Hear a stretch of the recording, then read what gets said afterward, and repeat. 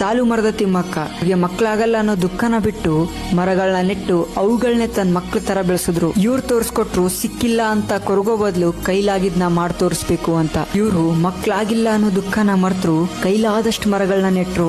ಇವಾಗ ಅದೇ ಕೆಲಸ ಇವ್ರನ್ನ ಗುರುತಿಸಿದೆ. ತಿಮ್ಮಕ್ಕ ಅವರು ತುಮಕೂರು ಜಿಲ್ಲೆಯ ಗುಬ್ಬಿ ಅನ್ನೋ ತಾಲೂಕಿನಲ್ಲಿ ಜನಿಸ್ತಾರೆ.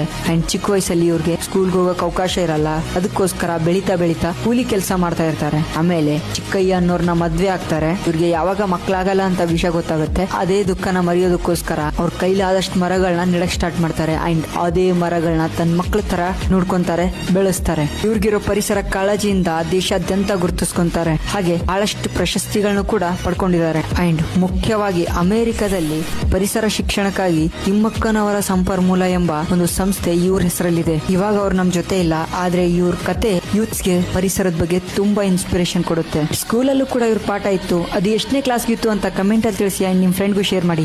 ಸಾಲು ಮರದ ತಿಮ್ಮಕ್ಕ ಸಮಾಜ ಸೇವಾ.